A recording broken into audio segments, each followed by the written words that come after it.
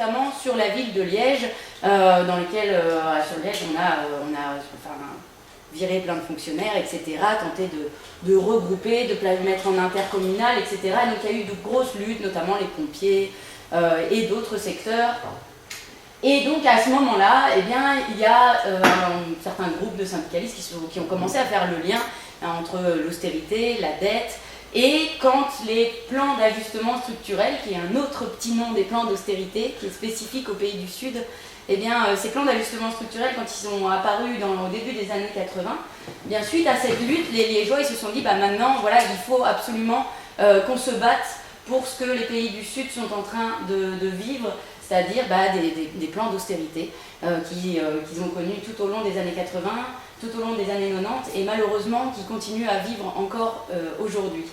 Donc c'est dans ce contexte-là qu'on est né, pour se battre contre les plans d'ajustement structurel et donc contre les institutions qui les mettaient en place à l'époque. Il y en a un que vous allez connaître, c'est le Fonds monétaire international, puisqu'il est arrivé par chez nous depuis, et puis la Banque mondiale qui imposait ces prêts-là. Donc on a commencé à se battre, enfin, à l'époque, moi je n'étais pas de la partie, mais ils ont commencé en tout cas à se battre là-dessus.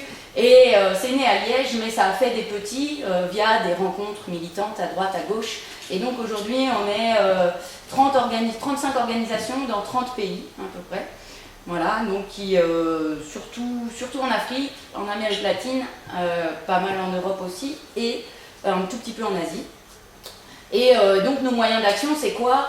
C'est pas de passer par le lobbying. Nous on ne pense pas malheureusement là que M. Renders va changer d'avis sur les plans d'austérité, mais nous on pense que c'est par la mobilisation et en sensibilisant l'ensemble de la population à ces problématiques qu'on arrivera à une mobilisation forte qui mettra une pression sur le politique et un changement de politique. Ça c'est notre stratégie. Pour ça, qu'est-ce qu'on fait ? On écrit des petits pavés, des gros pavés, ça dépend, sur la dette du tiers-monde, sur la dette du Nord, et des brochures, des articles, et on essaye d'être diffusés un maximum, de venir intervenir dans des conférences, des animations, etc. etc. Et oui, parce que évidemment, si vous en doutez, si je suis là, c'est que nous, au CADTM, on a un peu élargi notre champ d'action. Il y a encore quelques années, avant la crise financière, on ne travaillait que sur la dette du Sud. Bien maintenant, on a ouvert notre travail à la problématique de la dette du Nord, étant donné que c'est devenu une problématique importante depuis cette fameuse crise des subprimes, crise financière qu'on a connue en 2007-2008. Donc ça, c'est voilà, pour présenter vite fait le CADTM. Je ne sais pas si vous avez des questions, si ça va. Je pense que jusque-là, tout va bien. Ce que je vous propose pour ce soir, comme tu le disais, c'est de présenter les points clés du bouquin d'Olivier, pas pour vous empêcher de le lire, bien au contraire, si vous avez la motivation de le lire, et j'espère que ça vous donnera envie de le lire, tant mieux. Évidemment, de parler aussi des alternatives, et notamment de la campagne d'audit. Donc je pourrais aussi, en fin de présentation, vous donner un peu l'actualité de la campagne d'audit qu'on est en train de mener. Et puis de là, on pourra ouvrir la discussion. Ce que je vous propose comme modus operandi, c'est qu'au moment de la présentation, de juste m'arrêter pour des questions de compréhension, et surtout de ne pas hésiter à m'arrêter pour des questions de compréhension, et de garder les questions de débat pour le second temps. Voilà. Donc, si ça vous convient, je vous propose qu'on démarre.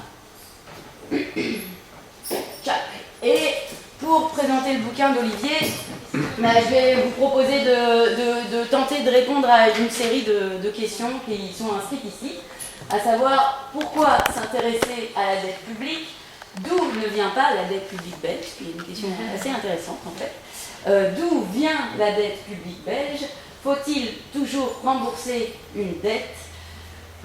Tenter de répondre à la question « Et si on arrêtait de payer ?» qui est le titre du bouquin d'Olivier. Et puis ça, on le développera peut-être un petit peu moins, parce qu'on aura peut-être moins le temps, mais peut-être dans le débat, se dire, après l'audit et l'annulation de dette, quelles autres alternatives, puisque au CADTM, notamment, nous on dit toujours que la question de la dette, c'est un angle d'attaque, d'accord, mais évidemment, ça ne suffira pas à remettre en question l'ensemble du système capitaliste.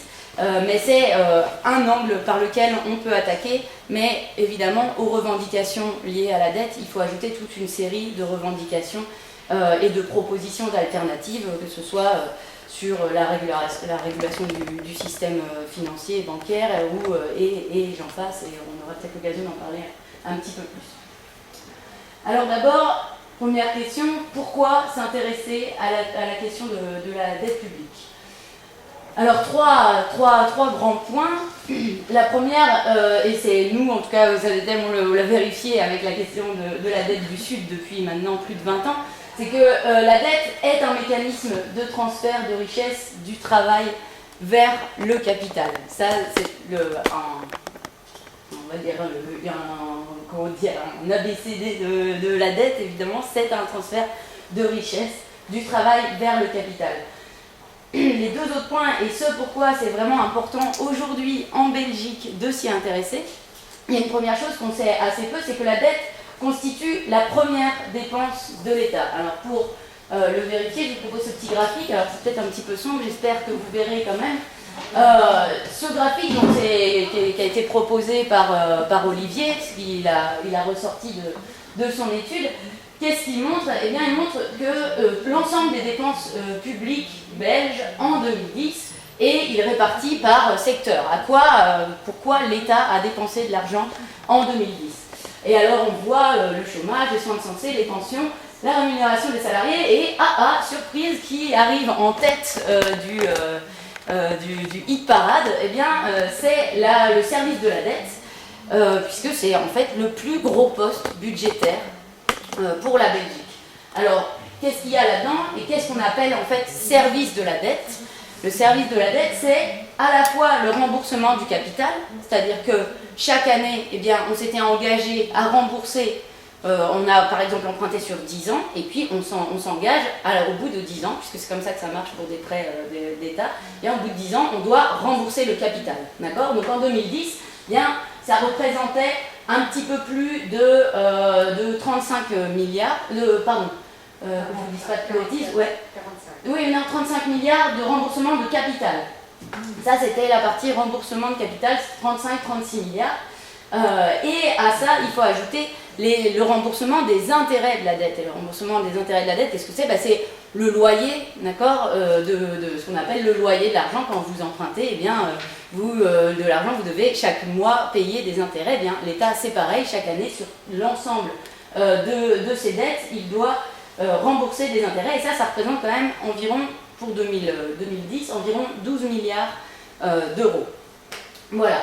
Donc ça, c'est ce que chaque année, l'État doit payer, ou du moins pousser une photographie de 2010, mais donc c'est à peu près ça qui se passe chaque année.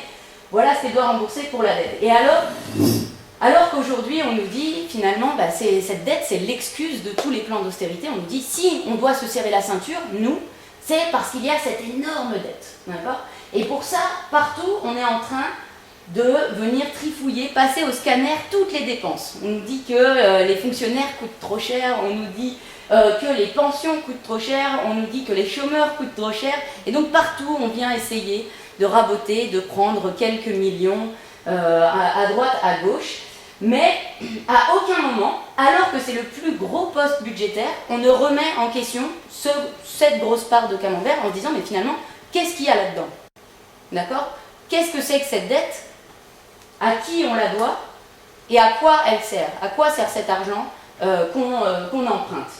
Et c'est quand même assez impressionnant de voir ce camembert, parce qu'on voit que le chômage, donc, où on nous dit, vous voyez, les chômeurs, ils nous coûtent vraiment trop cher. Ça, c'est exagéré. Eh bien, on voit qu'ils coûtent, en effet, alors, près de 7 milliards d'euros, ce qui représente 3% du budget global. Donc ça, on l'interroge chaque jour, et ça fait le gros titre des journaux. Par contre, le service de la dette, à aucun moment, on se dit, finalement, qu'est-ce qu'on devrait rembourser là-dedans, ou qu'est-ce qu'on ne devrait pas rembourser, qu'est-ce qu'il y a dans ce gros camembert. Donc voilà les raisons qui font que, pour nous, on s'est dit c'est essentiel de s'intéresser à la question de la dette publique belge. Alors ensuite, une question, ma foi, assez intéressante, c'est d'où ne vient pas la dette publique belge? Et partout dans les grands médias, le grand discours, c'est de dire, écoutez, on a trop dépensé. Écoutez, ça fait 30 ans qu'on vit au-dessus de nos moyens, qu'on vit à crédit, d'accord? À un moment donné, on a mangé notre pain blanc, et maintenant, il va falloir se serrer la ceinture. Voilà, en gros, c'est ça qu'on nous sert comme discours. Et du coup, Olivier et d'autres, parce que ce bouquin, il le dit souvent, mais il l'a fait aussi en collaboration avec pas mal d'autres personnes, eh bien, ils se sont dit, là, il faut savoir si cette phrase, elle est vraie. Est-ce que vraiment, on a vécu au-dessus de nos moyens? Et donc, alors là, je vous dis, évidemment, il va y avoir quelques petits graphiques, j'espère qu'ils seront quand même compréhensibles, je vais essayer de vous les expliquer, mais c'est pour être un peu plus parlant. Qu'est-ce qu'il a regardé, Olivier? Il a regardé le pourcentage des dépenses publiques dans la richesse produite par la Belgique, d'accord? Donc dans le PIB. Et qu'est-ce qu'on voit? En fait, c'est les petits bâtonnets bleus, là, que vous voyez. Ça va de 1980 jusqu'à 2010. Et qu'est-ce qu'on observe? Bien qu'en fait, c'est totalement stable. On a une moyenne, en fait, la moyenne, elle est de 42%, d'accord? 42% de la richesse totale produite. Donc, alors on voit que ça augmente en effet un tout petit peu sur la fin, notamment pour les raisons de la crise, etc. On en reparlera. Mais de manière générale, bien, on voit que c'est totalement stable, voire même parfois au courant des années 90, qui ont été aussi des années très difficiles et d'austérité, où il y a eu, vous vous souvenez, plusieurs sauts d'index aussi dans les années 80 et au début des années 90, eh bien, on voit que finalement, on dépensait même moins. Donc, cette affirmation, elle semble complètement sans fondement. Non, l'ensemble de la population n'a pas vécu au-dessus de ses moyens. Après, ça ne veut pas dire qu'on ne pourrait pas interroger comment on dépense ça. Évidemment que c'est intéressant, et au contraire, démocratiquement, c'est super intéressant de se dire vers quoi on dirige ses dépenses. Mais là, ce qu'il a voulu démontrer, c'est, de manière générale, le montant de ces dépenses, il n'augmente pas en comparaison à la richesse produite. Alors vous me direz, c'est très bien, on a tordu le cou à une idée reçue, donc on sait d'où elle ne vient pas, ou du moins elle ne vient pas de cette idée reçue qui circule grandement dans les médias dominants, mais maintenant, d'où elle vient en fait cette dette publique? Et alors là, on ne pense pas que ce soit encore exhaustif, et c'est aussi pour ça que l'audit est là, et on espère que certaines de ces causes seront creusées, et qu'éventuellement on en trouvera d'autres. Mais en tout cas, dans le bouquin d'Olivier, il y a 5 grandes causes d'endettement qui sont développées. Alors je vais les énumérer vite fait, et puis je vous propose qu'ensuite on s'attarde vraiment sur chacune d'entre elles. Donc la première, c'est l'explosion des taux d'intérêt en 1980. Ensuite, une politique fiscale socialement injuste, une politique monétaire socialement injuste, le sauvetage du secteur financier et la crise économique. Donc, on va prendre dans l'ordre, il y a aussi un peu l'ordre chronologique.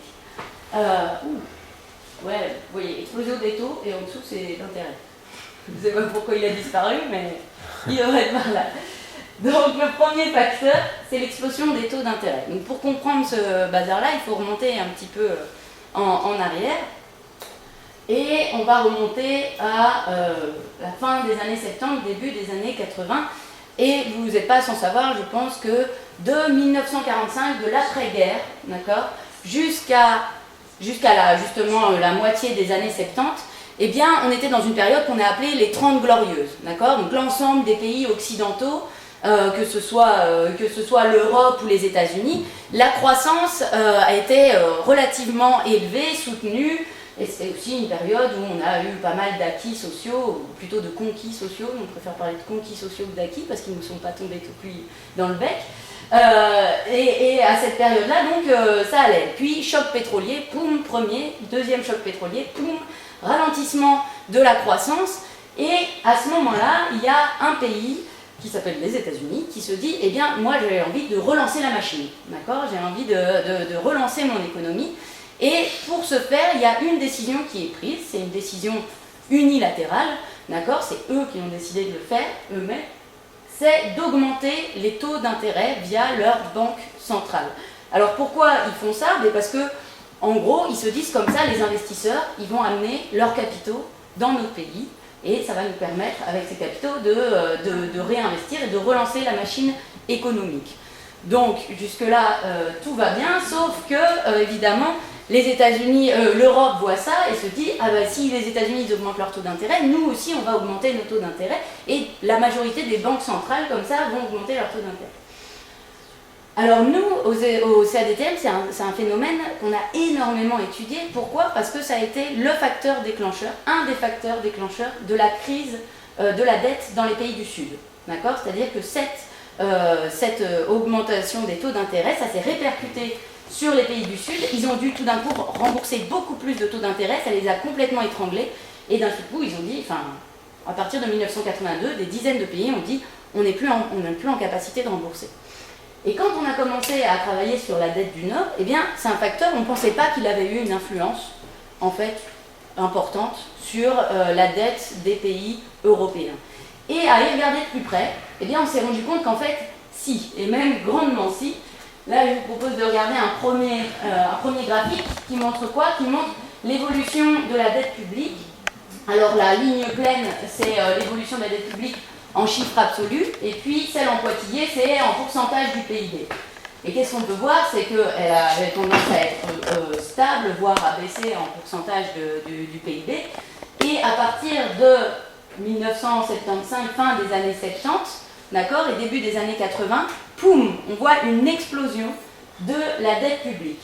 Alors là, on se dit, bah, il peut y avoir plusieurs facteurs aussi à ça, mais si on regarde du côté des taux d'intérêt, eh bien, on se rend compte qu'en effet, là, mon petit graphique, il commence en 1980, il va jusqu'à 2011, et on se rend compte en effet que la Belgique va de plus en plus devoir payer des intérêts.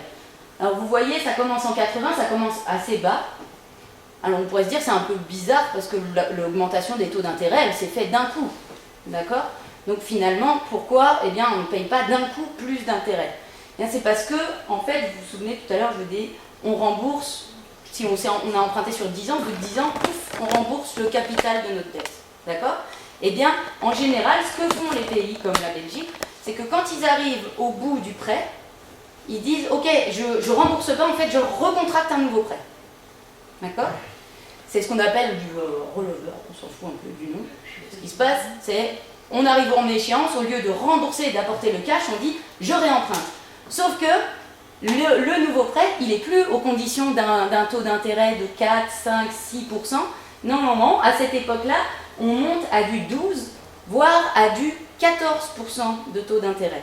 D'accord? Et la Belgique s'est endettée, a contracté des prêts jusqu'à du 14% de taux d'intérêt au courant des années 80.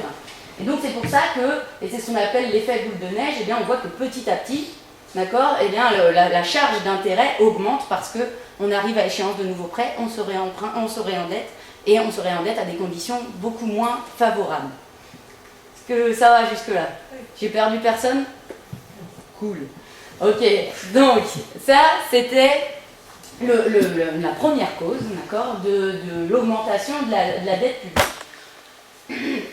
Donc on va avancer un petit peu, et le facteur 2, qui là aussi est un peu coupé, c'est une politique fiscale injuste. Alors en général, là quand on intervient en milieu syndical, et notamment à la FGTB, ce qui est intéressant avec cet argument-là, c'est que souvent vous le connaissez bien, il est bien connu de tout le monde, puisque c'est une revendication forte de la FGTB. Mais pour s'en convaincre encore plus, voyons quelques graphiques qui nous permettent de voir comment a évolué cette fiscalité. Et évidemment, vous le savez, en Belgique, le commun des mortels, on va dire, vous et moi, en général, le taux d'imposition, il n'a pas baissé, lui, il est resté à peu près stable.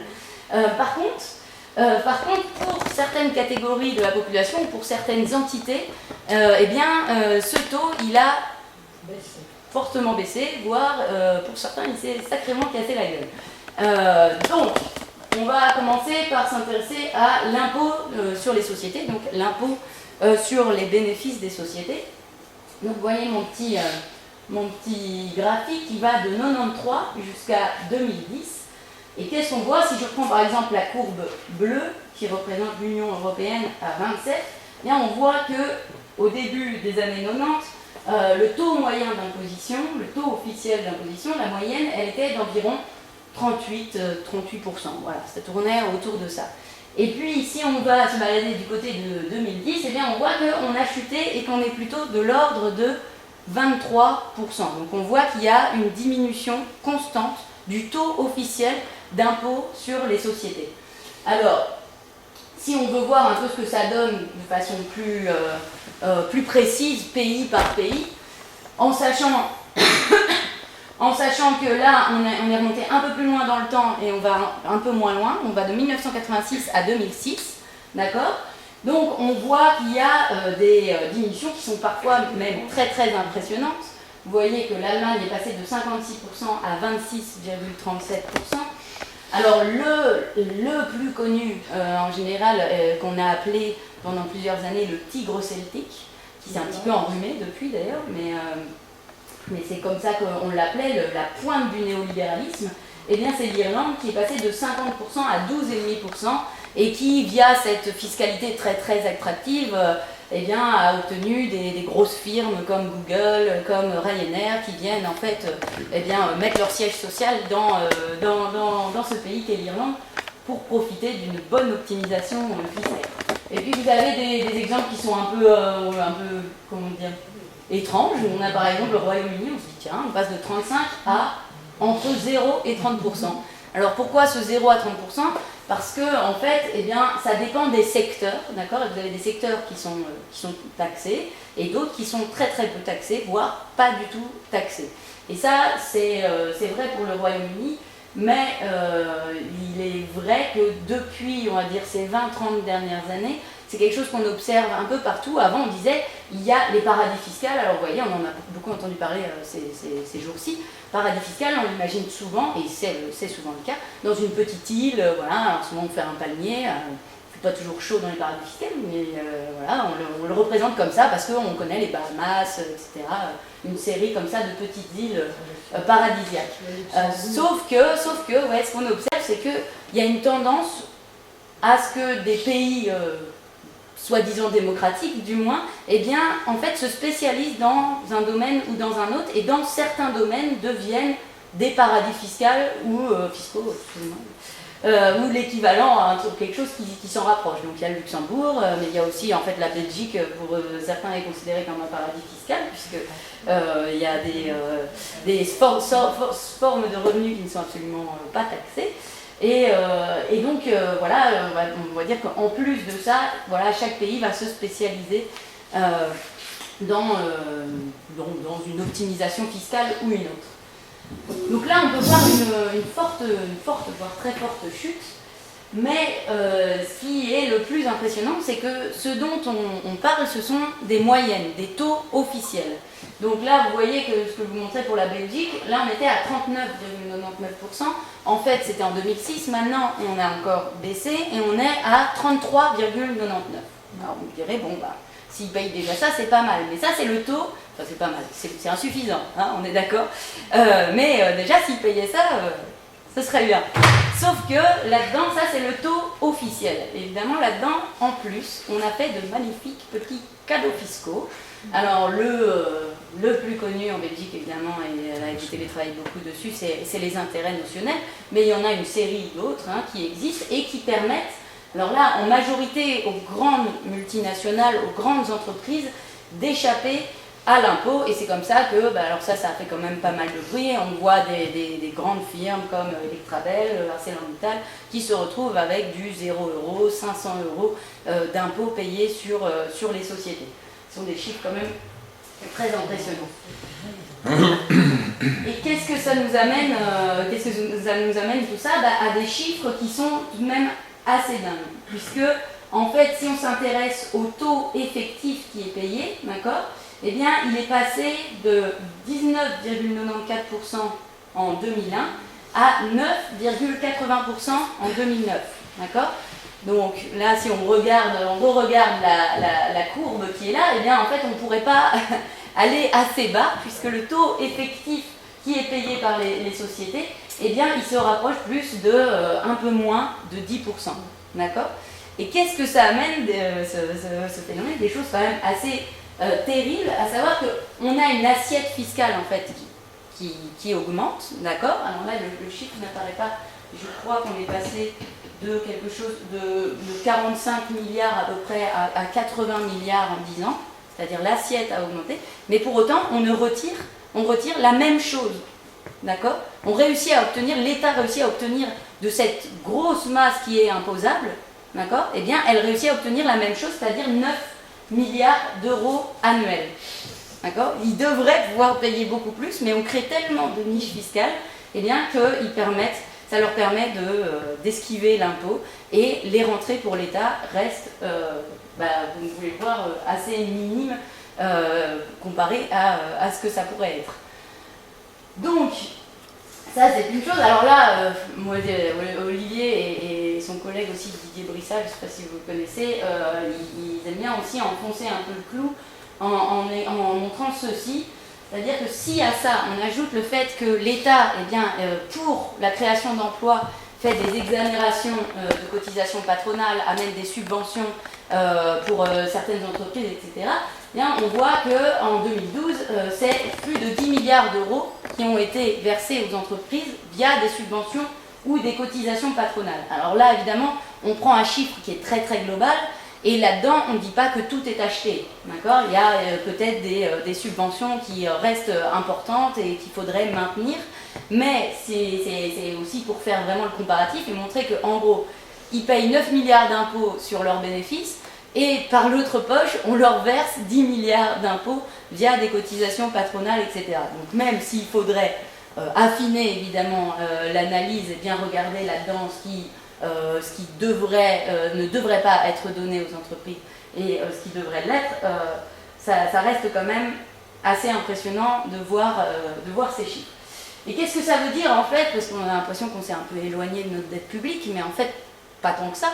Parce que comment ça marche le budget d'un État? Eh bien, c'est des dépenses et des recettes, d'accord? Et ce qu'ils nous disent à longueur de journée, c'est qu'on a trop dépensé. Qu'est-ce qu'on vient de voir? Ah ben non, a priori, on n'a pas dépensé plus en pourcentage de la richesse qu'on produit. Mais par contre, au niveau des recettes, ah oui, là par contre, il y a un sérieux manque à gagner, et notamment via l'impôt sur les bénéfices des sociétés, aussi via l'impôt sur les ménages les plus aisés, puisque là, ça montre l'évolution du taux d'imposition sur la tranche la plus élevée des revenus, et on voit que de 86 à 2007, si on s'attarde juste sur la Belgique, on est passé de 72% à 50%.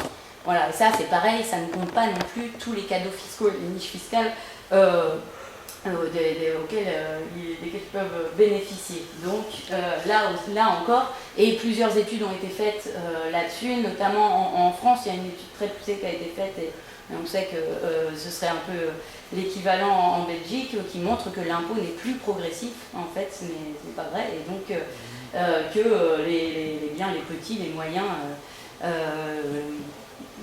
les gens qui n'ont point trop de sous, eh bien, contribuent plus à l'impôt finalement que ceux qui ont énormément d'argent. Et donc qu'est-ce qui se passe? C'est que ces gens qui finalement n'ont pas donné cet argent à l'État via l'impôt, eh qu'est-ce qu'ils disent? Qu'est-ce qu'ils font avec ça? En général, c'est très rare qu'ils le laissent dormir sous le matelas. Cet argent, en général, ils le réinvestissent. Et dans quoi ils réinvestissent? Il y a plein de produits qui vous sont proposés quand vous êtes riche. Vous allez voir un banquier, il a plein d'imagination pour vous. Mais notamment, il peut vous proposer d'investir dans des titres de la dette publique. D'accord? Donc, non seulement cette politique, elle a creusé la dette publique, puisque c'est des rentrées d'argent qui n'ont pas été faites, mais en plus de ça, via l'impôt qu'ils ont éludé, qu'ils ont réussi à esquiver, eh bien, ils peuvent acheter des titres de la dette publique et là-dessus se faire des intérêts sur le dos de l'État. Donc c'est un petit peu le pompon, la cerise sur le gâteau. Je ne comprends pas, le titre de dette publique, c'est quoi? Ok, c'est une très bonne question.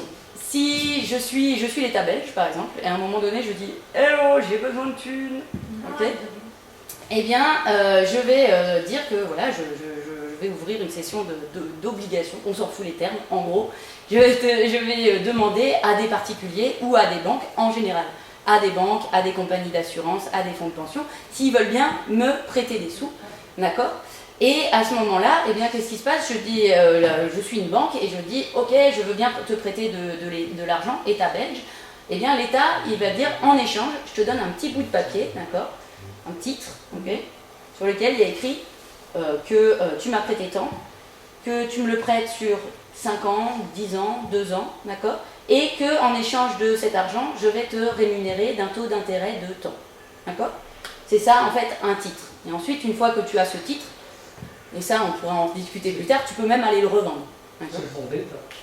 C'est ce qu'on appelle le bon d'État. Ça, c'est le bon d'État, c'est ce qu'on propose aux particuliers. Mais en fait, les titres, c'est ce qui est échangeable, justement. C'est ce qui peut circuler sur les marchés financiers. D'accord? Un bon d'État, vous l'avez, le titre, ensuite vous pouvez aller le revendre sur ce qu'on appelle, enfin moi je l'appelle souvent comme ça, la brocante de la dette. Voilà, c'est ce qu'on appelle le marché secondaire. Le bon d'État aussi. Oui, il y a moins de spéculation qui va se faire là-dessus que si vous obtenez un titre. Mais on paye des impôts sur les intérêts des titres, les intérêts qu'on gagne. Je ne sais pas comment ils sont taxés On en leur Belgique. déclare. Je ne sais pas à combien ils sont taxés. Mais la loi change tellement, c'était 15%, Ouais. et maintenant il y en a qui passent à 25%, mais il faut voir ce que la loi. Parce qu'ils changent tellement dans leur propos. Ouais. Mais oui. Mais il y a beaucoup de personnes qui détiennent des titres de la dette publique. Non, mais il y a eu le dernier bon d'État qui avait été lancé par le terme, Oui. a fait un tabac où il comptait 200 millions, il a obtenu je ne sais combien de milliards. Ouais. Tout simplement parce qu'il a donné à ce moment-là un taux d'intérêt qui était assez Relativement conséquent. intéressant. Et aujourd'hui, ce bon, parce que moi je suis allé voir justement dans le cadre parce que vous avez présenté, aujourd'hui ce bon est échangeable avec 16 € de bénéfice par 100 €. Donc on vous en donnait 4,5 avant impôt. Aujourd'hui, sur le compte en banque, moi je suis allé voir, il est à 116. Donc il y a de la spéculation même sur les bons d'État. Ouais. Donc de toute façon, oui, ça spécule pas mal en ce moment sur les titres ou les bons d'État des dettes européennes, même si actuellement les taux sont très bas pour la Belgique, là, depuis très récemment. Mais qu'est-ce que je voulais vous dire? J'ai mangé ce que je voulais vous dire. Pour faire un peu un parallèle avec ceci, en Wallonie, le gouvernement wallon a décidé de lancer un emprunt sur la Caisse d'investissement wallonne, CIW, avec objectif donc, de financer des entreprises wallonnes. C'était l'objectif, donc de récupérer un peu de l'argent des contribuables pour investir dans la région wallonne. Une caisse d'investissement wallonne, une caisse publique, qui a eu de grosses difficultés à démarrer l'investissement. Pourquoi? Parce qu'il y a eu une plainte vis-à-vis de l'Europe en disant c'est de la concurrence, ce n'est pas, c'est pas légal. Donc pendant 2 ans, je crois, l'argent qui a été versé n'a pas pu servir parce qu'il y avait un conflit avec l'Europe. Finalement, l'Europe a autorisé un petit peu la Caisse d'investissement wallonne à démarrer, quoi. Et elle démarre maintenant péniblement parce que pendant 2 ans, il a fallu quand même payer les intérêts. Alors qu'il ne pouvait rien investir. Donc c'est dire combien... Je voulais rebondir sur les bons d'État, mais en effet, oui, c'est clair qu'aujourd'hui, il y a de plus en plus des règles et l'Union européenne a mis en place, on pourra peut-être en parler un peu plus, de mettre de plus en plus de règles en place, ou justement de non-règles en place, qui vont dans le sens uniquement du marché et qui empêchent les États qui font partie de l'Union européenne de mener la politique qu'ils souhaitent. Dès que c'est soupçonné d'un petit peu de protectionnisme, que ça ne respecte pas complètement la libre concurrence et la loi du marché, eh bien on vous tape sur les doigts et on dit à l'État vous ne pouvez pas aller dans ce sens-là, donc clairement. Et pour rebondir par contre sur Monsieur Le Terme, qui a donc proposé, qui a en effet récolté pas mal d'argent à ce moment-là, c'est vrai que c'était impressionnant. Mais par rapport à la dette belge, ça reste ridicule. Ça reste encore vraiment très peu. Et nous, on pense aussi au CLTM qu'on pourrait clairement juste se financer par ce biais-là, d'accord, en empêchant en plus de spéculer là-dessus, en disant juste c'est un investissement à long terme que vous ne pouvez pas revendre. Et qui peut vous rapporter en effet du 2, du 3%, et voilà, ce qui est déjà un placement qui peut être, ou du 4, mettons, qui peut être déjà un investissement intéressant. Et ça, pour nous, c'est quelque chose qui serait envisageable. Maintenant, évidemment, C'est pas dans cette optique que c'est fait pour le moment, et on est encore en Belgique très dépendant des marchés financiers, parce que c'est une volonté politique d'aller se financer sur les marchés financiers. Ok, ça va? Donc, j'avance un petit peu, et donc c'est bien compris ce truc de, du coup, comme on a payé, ben, on leur a permis de payer moins d'impôts, finalement, ça a été réinvesti dans des titres des titres de la dette publique ou des bons d'État, sur lesquels, en plus de ça, on peut spéculer et se faire un paquet de pognon, si c'est pas fantastique, messieurs dames. Donc on en est là, et on va arriver à notre troisième facteur, une politique monétaire socialement injuste. Donc qu'est-ce qu'on veut dire par là? Bien, justement, on va revenir sur l'Europe et sur la création de l'Union européenne, puisque depuis le traité de Maastricht, depuis 1992, bien, on s'est imposé une règle assez hallucinante, c'est-à-dire que vous voyez ce que c'est une banque centrale, d'accord? On avait la Banque nationale de Belgique, il y a des banques centrales un petit peu partout en Europe, mais comme on est passé à la monnaie unique, d'accord? Eh bien, on a une banque centrale européenne qui est basée à Francfort, d'accord? Et dans les statuts et dans les traités qui ont été signés au niveau européen, eh bien, on a dit une chose assez incroyable, c'est qu'on a dit la Banque centrale européenne, elle ne peut pas prêter de l'argent aux États. D'accord? Donc c'est cet article-là qui dit, l'article 123 du traité de Lisbonne, qui dit qu'il est interdit à la Banque centrale européenne et à la Banque centrale des États membres, si après dénommée Banque centrale nationale, d'accorder des découverts ou tout autre type de crédit aux institutions, organes, organismes de l'Union, etc., etc. Bref, ça c'est quelque chose que même la Banque centrale des États-Unis, la Réserve fédérale, même la Banque d'Angleterre, qui sont pourtant pas des exemples sur pas mal de domaines, là, même eux, ils se permettent de prêter directement aux États. Et d'ailleurs, il y a certaines estimations qui disent que si les États-Unis n'avaient pas prêté directement à leurs États au moment de la crise, eh bien, ce serait à peu près 8 États des États-Unis qui auraient fait faillite, même si je n'aime pas forcément trop ce terme, mais qui seraient dans une situation catastrophique. J'ai une question. Ouais.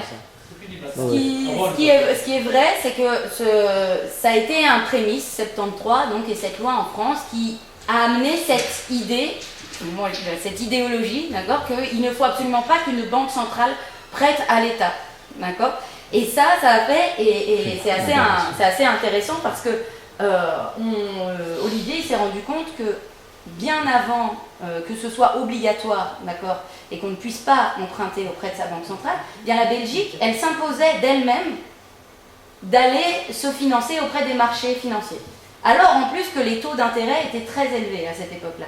Donc il y a vraiment quelque chose qui est de l'ordre de l'idéologie. Il fallait montrer de plus en plus patte blanche, montrer qu'on était dans cette mouvance de dire bah oui, on ne doit absolument pas prêter aux États.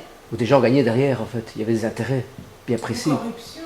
Ouais, limite corruption parce que quelle idée d'aller emprunter chez quelqu'un alors que j'ai de l'argent gratuit? C'est que ce quelqu'un enfin, pour le dire de but en blanc, j'ai pas l'impression même qu'on puisse parler de corruption puisque c'est totalement légal en fait.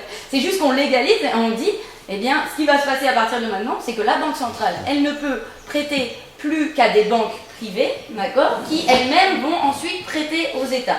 Donc si on regarde ce que ça donne actuellement, la Banque centrale européenne, elle prête à 0,75%, d'accord. Elle prête aux banques privées. Et ensuite, les banques privées, qui, on le rappelle, ont été sauvées, on va en reparler tout à l'heure, c'est par l'État, eh bien, ces banques privées, elles vont prêter aux États en fonction de ce que disent les agences de rating, les fameuses agences de notation. Et donc là, ça peut être du 4, du 5, du 6, du 7%. Ça dépend des pays, ça dépend de la situation et des fameuses notes qui sont données par les agences de notation. Mais ce qui est intéressant, c'est quand même cet article 123. Parce que si on lit cet article 123, et qu'on reste dans du simplisme, je suis d'accord qu'on reste dans du simplisme dans un cours pédagogique, il dit bien qu'on ne peut pas prêter aux États membres.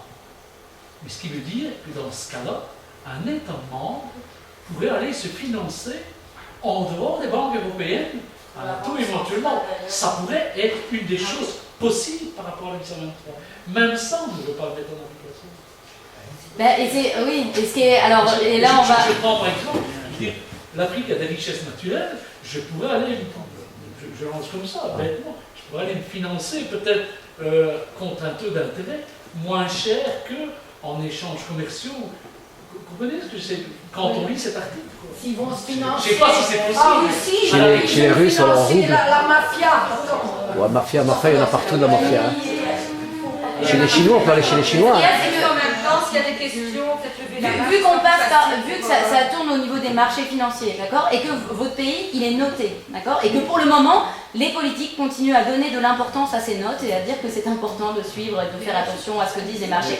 Bien, quoi qu'il arrive, même une banque de Ouagadougou, d'accord, du Burkina Faso, elle va vous prêter à ce taux d'intérêt qui est fixé par la note. Bah si, parce qu'elle a tout intérêt à le faire. Si c'est élevé et qu'elle va se faire un bon taux d'intérêt, elle va proposer ça, elle va dire moi je ne vais pas te prêter à un taux d'intérêt plus bas. L'agence de notation, elle me dit que je dois te le payer à ce taux d'intérêt. Parce que Chypre est allé se faire emprunter de l'argent en Russie, qui n'est pas des États membres. Finance la mafia. En tout cas, c'est des placements. Pour essayer de s'en sortir.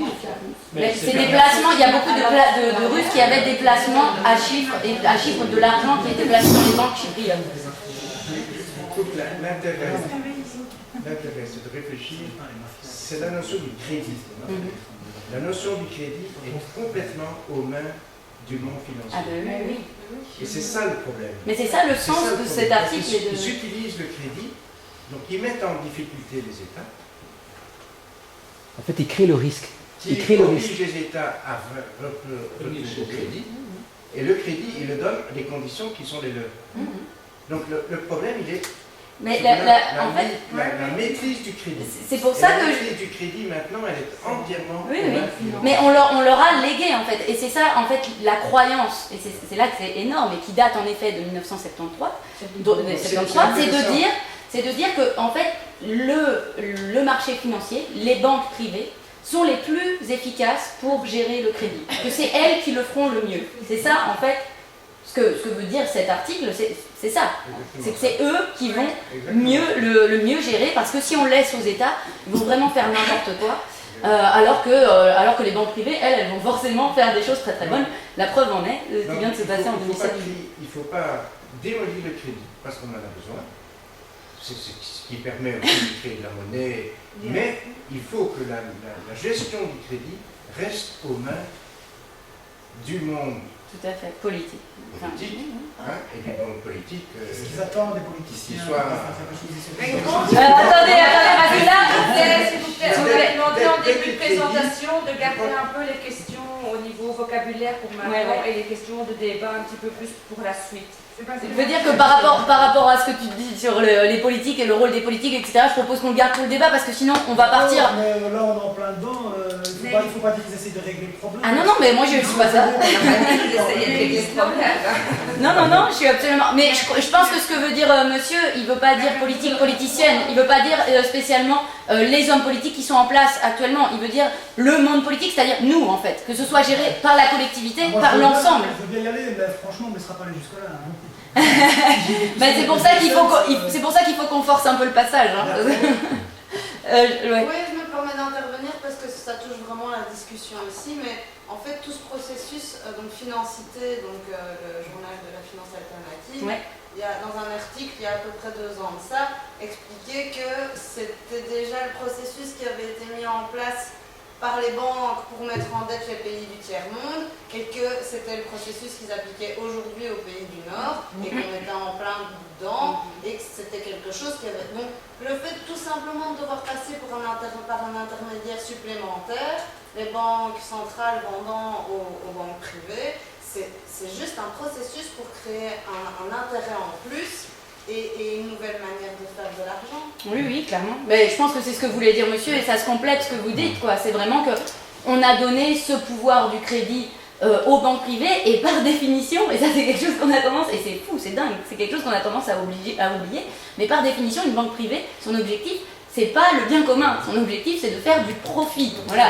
Et donc souvent on se dit, mais comment on peut en arriver là? Mais on en arrive là parce que tout simplement on a donné les clés de la maison à des gens dont le seul objectif c'est de faire du profit, c'est absolument pas l'intérêt général. Donc en fait souvent les gens quand ils regardent toute cette histoire de la crise et tout, ils se disent mais c'est dingue, c'est juste dingue qu'on en arrive là.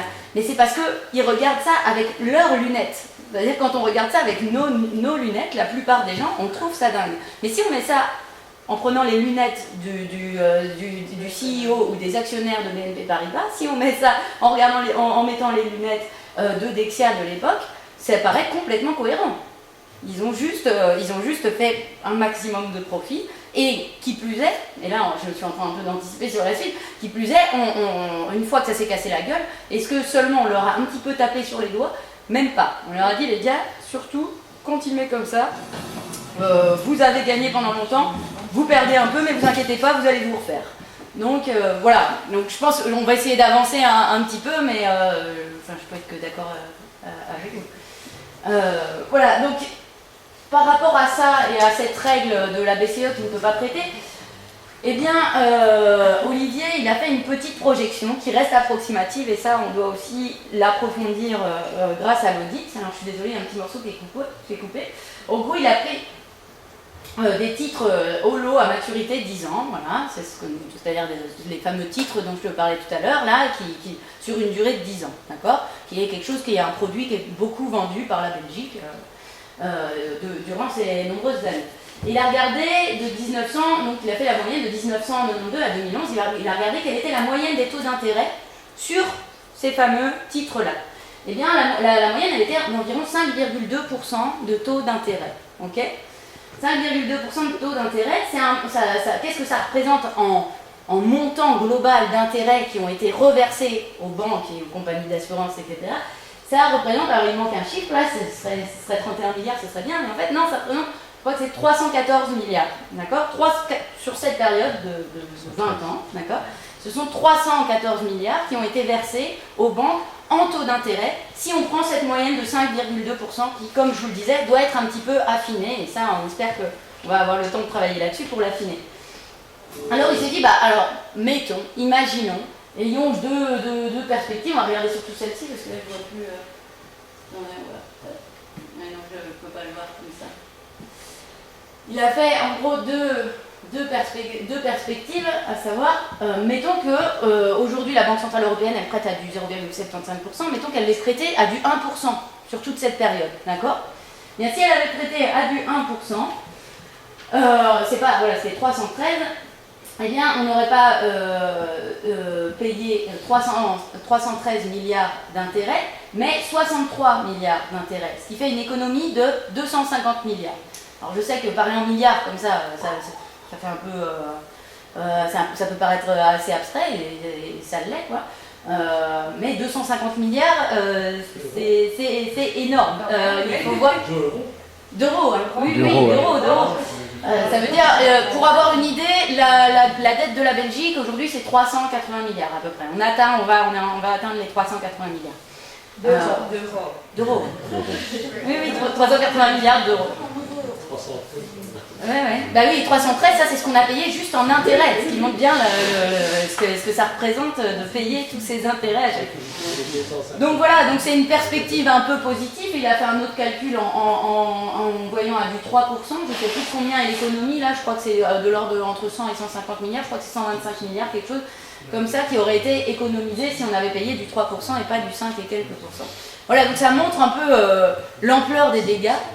Ça montre ce que ça donne en fait de donner les clés aux banques privées qui jouent en fonction des marchés, et au lieu de dire c'est un crédit pour l'État, pour une puissance publique, et donc on estime qu'on n'a pas à se faire du beurre sur un crédit à donner à l'État, eh bien non, c'est pas comme ça que ça fonctionne. Maintenant on voit en fonction des marchés privés.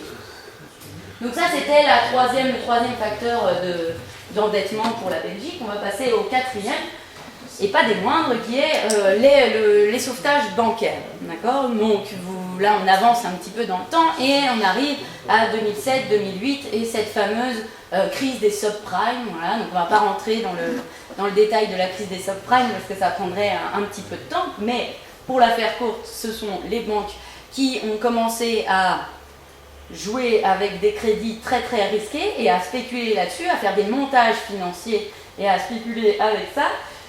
Le château de cartes à un moment donné s'est écroulé Et les banques eh bien, sont allées voir les États, et alors qu'ils disent toujours non mais il faut moins d'État, l'État a trop de pouvoir, trop d'importance, il y en a, ils sont quand même allés frapper à la porte de l'État, et ils ont dit il va falloir nous sauver, et tu sais pourquoi il va falloir nous sauver? Il va falloir nous sauver parce qu'on est too big to fail, d'accord? C'est une expression en anglais qui veut dire on est trop gros pour faillir, trop gros pour chuter.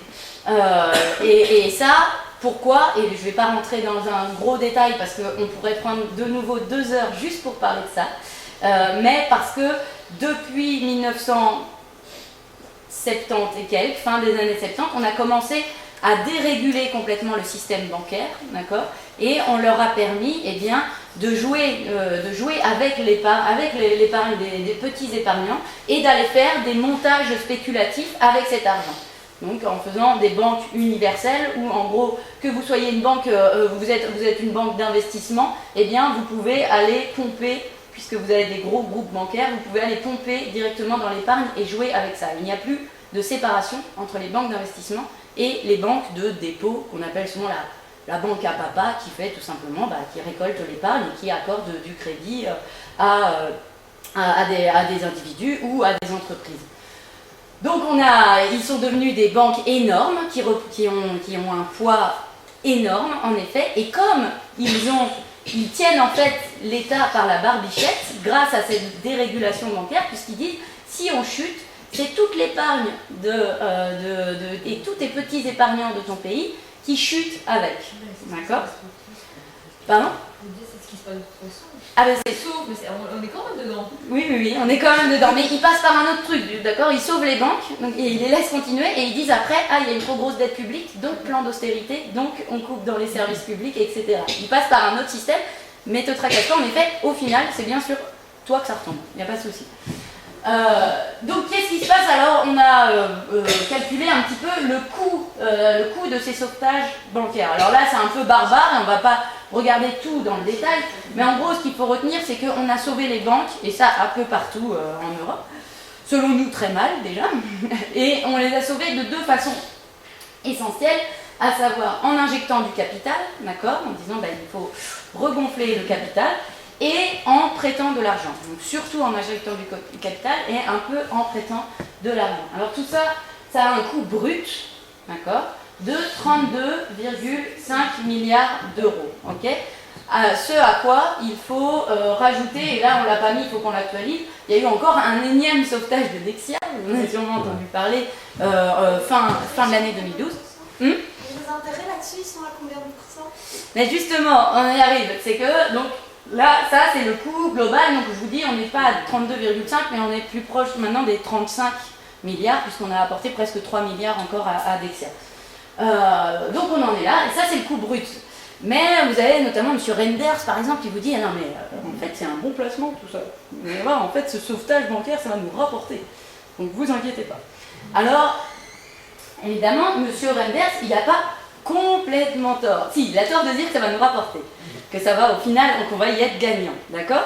Mais là où il n'a pas tort, c'est que oui, en effet, on a prêté de l'argent, d'accord? Donc cet argent, il revient. Okay, enfin, on espère que l'ensemble reviendra. Alors là, je suis désolée, c'est pas... Je ne sais pas pourquoi ça fait des Si on n'a pas été nationalisé, ça reste toujours une banque privée. Oui, on va y revenir, parce que... Alors je suis désolée, ça se voit pas très bien, je ne sais pas pourquoi ça se dédouble, ça du dessin en point. En fait, ça fait 8,4 milliards. Qu'est-ce qu'il y a dans ces 8,4 milliards? Il y a le remboursement des prêts, d'accord? Il y a les intérêts qui sont perçus, d'accord? Donc, parce qu'en effet, ils ont prêté quand même avec un certain taux d'intérêt. Les rémunérations de garantie, etc. et quelques dividendes. Alors, là-dessus, donc, on est à 8,4 milliards. Si vous voyez par rapport aux 35, ça fait toujours, et il faut qu'on l'actualise là aussi, mais on était en fin 2011, là, ou fin 2011. On n'y est toujours pas, le compte n'y est pas. 35 moins 8 et quelques, moins 9, dire qu'on est toujours perdant. Alors, qui plus est, pourquoi on peut dire à M. Renders qu'il s'enflamme un peu quand il dit que ça va nous rapporter de l'argent? Plusieurs éléments. Il y a un premier qui est de dire que déjà ces prêts là, d'accord, on n'a posé aucune condition sur comment ils doivent nous les rembourser. Ah non, j'ai oublié la première chose, évidemment la plus importante. Monsieur Renders s'est dit, bah oui, vous voyez, on touche des intérêts là-dessus. Très très bien. Mais cet argent, là, les 35 milliards là, dont vous parlez tout à l'heure, ils n'étaient pas sous le matelas de Monsieur Renders, d'accord? C'est pas de l'argent que l'État avait comme ça. Donc qu'est-ce qu'a fait l'État pour sauver les banques? Elle a emprunté. Et à qui elle a emprunté? Aux banques, c'est ça qui est bon. Génial, d'accord? Et pas à 1% de taux d'intérêt, d'accord? Donc là, c'est fantastique quand même, c'est-à-dire que pour les sauver, on est allé emprunter auprès d'elles-mêmes, ok? Donc ça ne coûte pas rien, donc évidemment après dessus on perçoit des intérêts, mais bon, on en paye parce qu'on a emprunté pour ça. La deuxième chose, c'est que les prêts, et ça c'est quand même énorme, il n'y a aucune condition qui a été posée, d'accord? C'est-à-dire qu'à un moment donné, je crois que c'était l'année dernière, il me semble que c'était KBC, ils avaient dit oui, c'est vrai, on avait dit qu'on allait vous rembourser cette année, mais finalement on est encore un peu ric-rac. Hein, donc on vous propose de vous rembourser plutôt l'année prochaine, quoi, si on peut, d'accord? Voilà, donc voilà, l'État belge là-dessus, pendant ce temps-là, ça reste de l'argent qui ne rentre pas, hein, et des remboursements qui ne rentrent pas. Ils disent, bon ok, on verra, quoi, on pourra vous rembourser un de ces quatre. Ensuite, la deuxième chose, c'est que M. Renders, il dit là-dessus, sur le capital, d'accord, vu qu'on est rentré dans le capital des banques, ça veut dire qu'on a des actions, ça veut dire que si ça remonte, hein, si on les vend, après, on va se faire des sous là-dessus, d'accord? Mais là-dessus, il est quand même fort optimiste, monsieur Renders, parce que notamment, on a prêté de l'argent à une institution, je ne sais pas si vous vous souvenez, qui s'appelle Dexia. Et cet argent-là, les dividendes, vous pouvez vous asseoir dessus, mais comme il faut, d'accord? Parce que ça ne vaut plus rien. Donc vous savez que Dexia est en liquidation, et ça ne vaut rien, et même au contraire, puisqu'on demande, et Dexia l'a encore demandé en novembre dernier, de réinjecter de l'argent. D'accord? Donc là-dessus, il est gentil, monsieur Renders, mais les dividendes, on peut attendre un petit moment avant de les voir. Pour Dexia, on peut complètement oublier. Pour BNP, Fortis, Paribas, etc., ça dépend, parce qu'il faudrait vraiment que ça remonte. Et puis, une chose qui est importante, c'est que on n'est pas du tout à l'abri que ça repète. Pourquoi? Parce qu'on n'a rien changé, d'accord? Donc vous voyez, depuis quelques semaines, on nous dit, mais si on fait, enfin même ça fait plusieurs années là maintenant qu'on nous dit, on va faire de la régulation, on va reséparer les banques d'investissement et les banques de dépôt. Pour le moment, toutes les déclarations, tout ce qui est fait, c'est de la poudre aux yeux, d'accord? J'ai une question. Ouais, il est en train d'écrire un bouquin là-dessus, sur les prêts toxiques. Et ce qu'il dit, c'est qu'a priori, il n'y a pas eu tant ce phénomène de prêts toxiques aux communes locales belges. C'est quelque chose qui a été fortement fait du côté français, mais c'est un produit qui n'a pas été beaucoup proposé. Ça donne pas des millions, par exemple. Est-ce qu'on peut les prendre aux Belges aussi ou non? Ça, je ne sais pas encore exactement comment ça va être réglé. Et là, le Dexia a fait appel, donc il y a eu une attaque en effet d'une commune qui a gagné. Et c'est autour de Paris. C'est en France, ouais. Et là, il va y avoir, Dexia fait appel et on ne sait pas encore ce que ça donnera. Mais de toute façon, il faut savoir que Dexia, c'est un pot pourri là, et que c'est aussi logique que les communes qui ont perdu énormément d'argent, elles viennent à un moment donné remettre en question ce qui a été fait. Parce que ce qu'on leur a proposé comme prêt toxique en France, c'est vraiment dégueulasse, quoi. Et une deuxième chose qui est importante aussi à voir, c'est que certes en Belgique, il n'y a pas le coût des prêts toxiques, ou en tout cas peu, ou alors c'est pas encore franchement découvert. Mais ce qui est sûr, par contre, c'est que les communes belges, elles ont tout perdu dans le holding communal. D'accord ? Donc elles étaient actionnaires, les communes, du holding communal. Et ce qui s'est passé, c'est qu'au moment où Dexia a commencé à chuter, on leur a dit « Ok, ce serait bien là de mettre la main à la poche, on a besoin que vous participiez à l'injection de capital.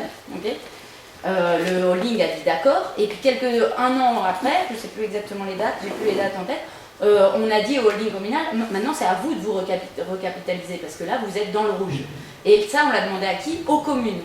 Et on leur a proposé de participer au capital du holding, de regrouper ça, d'accord, en leur promettant des dividendes de 13%.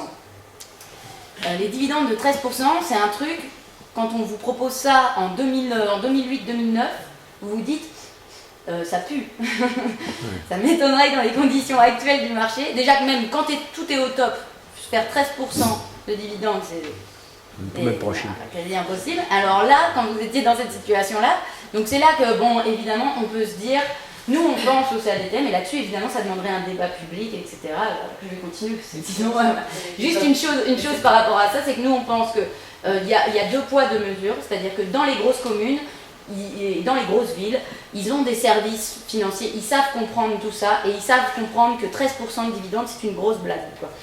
Par contre, les petites communes, etc., qui se débrouillent, qui ont vraiment, ils n'ont pas forcément des connaissances financières, économiques hyper pointues et qui n'ont pas ces compétences autour d'elles, on peut se dire que là c'est vraiment une grosse arnaque. Puisqu'il faut savoir qu'au moment de recapitaliser, Didier Renders et la région wallonne disaient il faut le faire les gars, il faut participer à cette recapitalisation. D'accord ? Donc là, il y a vraiment il y a un débat à avoir. Et comme les communes françaises attaquent, eh bien, les communes belges devraient encore beaucoup plus attaquer pour cette histoire du holding communal. Scarbeck le fait. Et je ne sais plus, il y a une autre ville, mais j'ai oublié son nom. Mais voilà. En France, il faut préciser qu'en France, c'est pas la décision judiciaire, elle ne vient pas sur le fait que c'est un produit toxique ou pas. Oui. La motivation qu'elle prend pour contredire, c'est de dire que sur la présentation, le TAEG n'était pas renseigné. Et c'est sur ce motif-là que le juge a pris sa décision. Et c'est sur ce point-là qu'ils vont en affaire. Tout à fait. Alors là, oui, et ça c'est important, c'est qu'on n'est pas en train de dire. On n'est pas en train de dire que. Et oui, ça peut pas se généraliser, et on n'est pas en train de dire aussi que la justice française est en train de complètement prendre le contre-pied et dire ça y est, là, on va leur faire comprendre aux banques et tout. Mais ils utilisent un argument de forme et pas de fond. C'est ça qu'ils utilisent. Et les communes, et moi je pense qu'elles ont raison, elles s'engouffrent dans ce vice de forme, mais ça ne veut pas du tout dire qu'on est en train de remettre en question les choses sur le fond. Et je réponds à ta question, et après je vais essayer d'avoir... Avec ce qu'on a dit, il y a un truc quand même que je me pose, je me quand même poser la question. Donc l'aberration, c'est qu'on a, pour les banques, on a dû emprunter aux banques pour leur donner de l'argent. Donc elle en avait, donc déjà de 1, elle en avait, puisqu'elle avait quand même... Non, pas forcément, parce qu'elles peuvent... Hein? C'est virtuel, ils ne fonctionnent plus avec de l'argent. Enfin, des d'argent, je résume, mais on ne fonctionne plus avec de l'argent. C'est la BCE qui prêtait. On fonctionne avec des transactions. Alors, il y a une chose qui est importante, et souvent, juste sur ce mot-là, donc tu as raison de dire ça, mais j'utiliserai pas le mot virtuel. Il y a un mot qui en ce moment circule à mon avis trop, c'est argent virtuel, argent fictif. C'est pas de l'argent virtuel, c'est de l'argent abstrait. D'accord. C'est-à-dire que c'est pas des billets, des pièces, ça se met pas, c'est pas d'argent qui est dans des coffres et tout, mais c'est de l'argent qui est écrit sur des comptes, qui n'est pas écrit, qui ne se matérialise pas en billets. Mais ça ne veut pas dire que ça n'a pas une répercussion réelle, d'accord ? Tout ce qui circule, tout cet argent-là, c'est pas fictif, c'est abstrait, mais au moment où ça chie, en gros, au moment où ça pète, là, les conséquences, elles sont vraiment réelles. La preuve en est, c'est que si vous venez vous intéresser à ça aujourd'hui, c'est que les conséquences, elles sont réelles. Sinon, ça ne vous intéresserait pas. Vos deux slides montrent justement, dans le premier slide ici, vous dites intérêt de la dette liée au sauvetage, 1 milliard. Et quand vous allez dans votre autre slide, moi je l'ai vu, rémunération, voilà, intérêt que les banques ont versé à l'État, 336 milliards. Donc, ils mettent 2 tiers dans leur poche. Sur une dette collectivisée. Là, après, il faut voir parce que l'opération, elle n'est pas finie et tout, quoi. Mais bon, non, mais c'est sûr que l'État n'y est pas gagnant, ça se saurait. Et je vais juste essayer. Ça va pour la. Ouais. Mais je n'ai pas fini. Mais alors, la banque, donc, comment elle va nous rembourser? Elle va prendre où cet argent-là? Au compte de tout le monde? Il n'y a que ça? Je comprends pas, en fait. Ça compte comme bien, on peut vérifier. Attendez. De ça, oui, il va bien falloir que les banques elles disent bon, vous avez sauvé. Oui, mais ce qu'elles espèrent, c'est que la machine reparte d'ici là et qu'elle risque avec ce qu'on leur laisse de Ah, mais oui, c'est pas sans risque. Hein. La machine. Les banques ferment et prennent notre argent en disant voilà, comme ça on a l'argent. Allez, KBC. Alors, attendez, allez-y. KBC, qui a été un demandeur de sauvetage par la Belgique, a eu à peu près 4 milliards d'emprunts pour la sauver. Son action, à ce moment-là, était une histoire d'à peu près 8 euros. Aujourd'hui, KBC, sur le marché, est coté à 35 euros.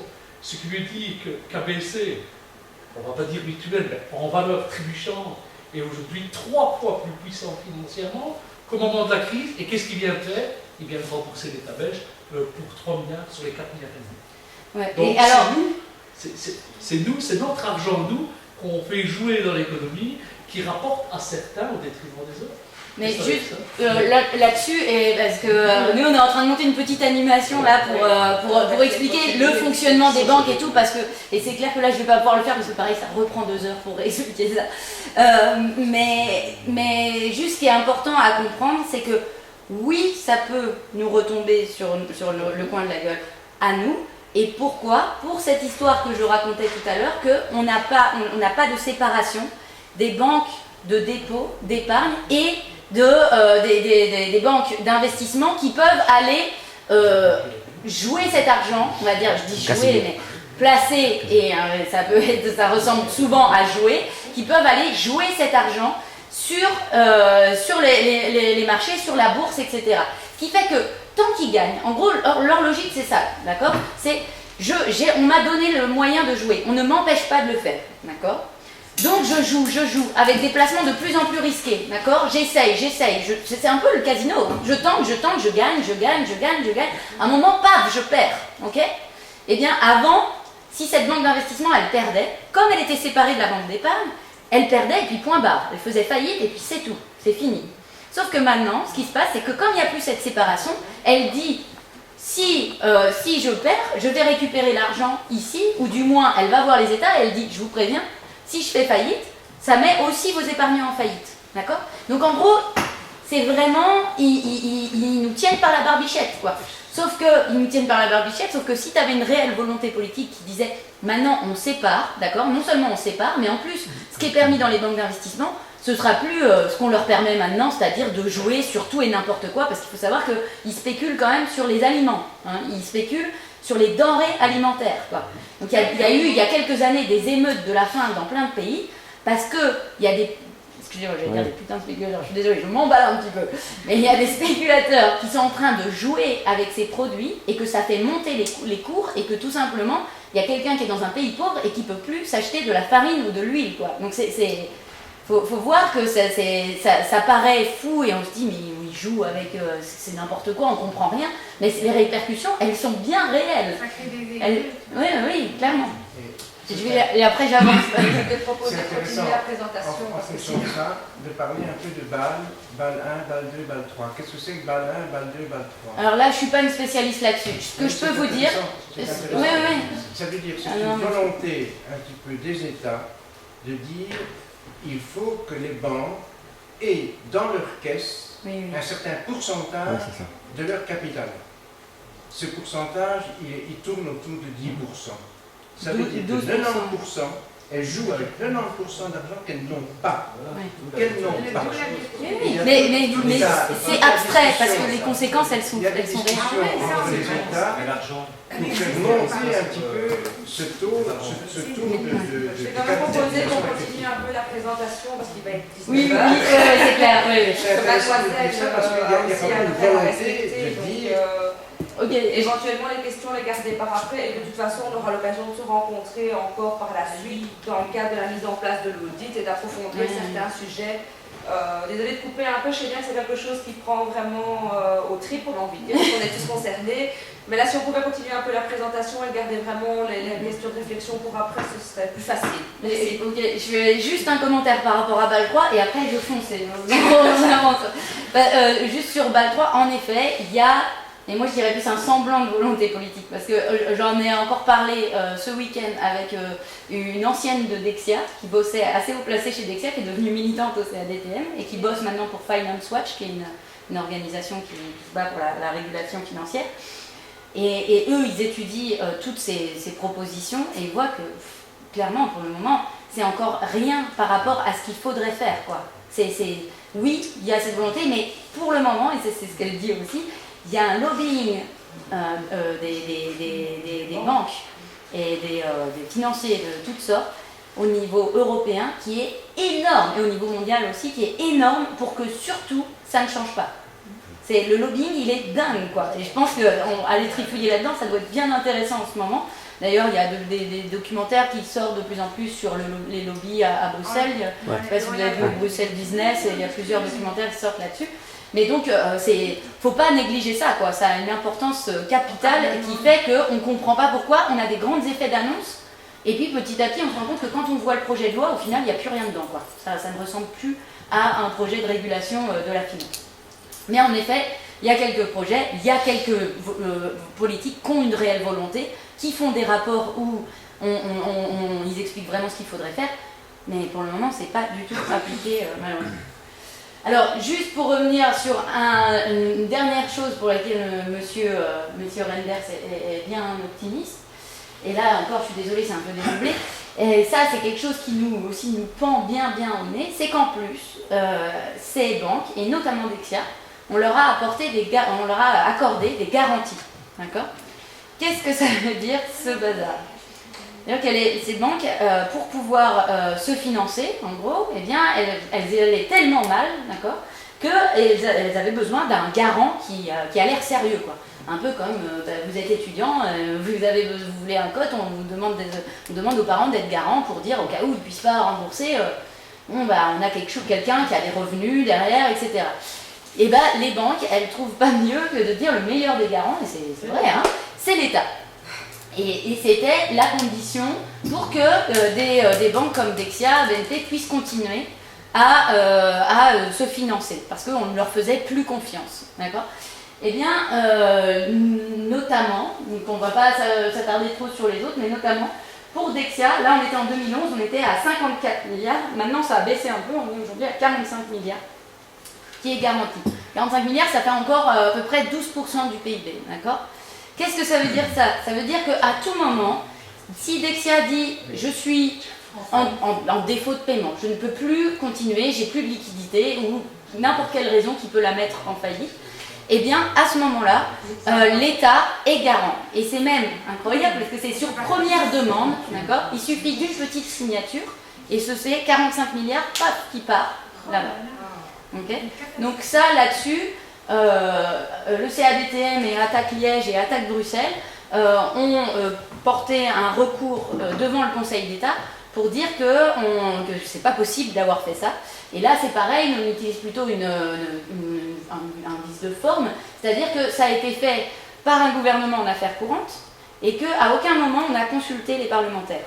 D'accord? C'est-à-dire on a dit, il y a urgence, il faut faire quelque chose, allez hop, on signe ça, d'accord? Et donc en plus, ils auraient pu dire, ah oui, mais a posteriori, au moins, on le soumet aux parlementaires à discussion, à se dire, est-ce que c'est vraiment raisonnable d'apporter une garantie de entre 40 et 50 milliards d'euros à une banque comme ça?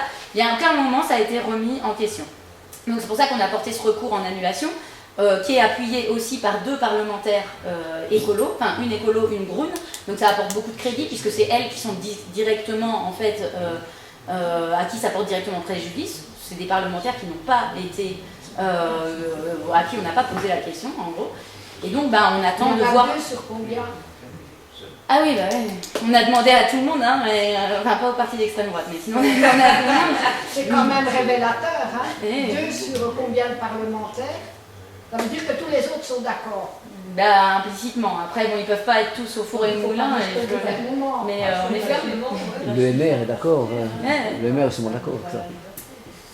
Donc oui, donc nous, donc ça c'est vraiment quelque chose qui fait quoi? Qui fait qu'à chaque fois, Dexia, alors que c'est une bad bank, que c'est une banque pourrie, qu'on sait que là-dedans il n'y a plus que des actifs pourris, eh bien à chaque fois qu'ils ont un problème de liquidité, qu'ils ont un problème pour se financer, ils vont voir l'État et ils disent là j'ai besoin d'une petite allonge, tu me mettras 3 milliards s'il te plaît, d'accord? Ah tu veux pas? Ah mais si tu veux pas c'est pas grave, je vais juste activer les garanties quoi, c'est tout. Parce que pour le moment, elles sont octroyées, ça veut dire qu'elles sont là, elles sont bien au chaud. Et si Dexia les active, eh bien, c'est 45 milliards qui part direct. Donc ça, c'est aussi évidemment quelque chose pour nous qui est juste incroyable et qui montre à quel point on ne change pas le fonctionnement et les mécanismes. Oui, il y a quelque chose de louche. C'est une volonté. Non mais est-ce qu'il y a au moins 54 milliards dans la banque? Les 54 milliards garantissent quoi? Ah mais ça, si on doit les activer, évidemment, l'État va de nouveau emprunter.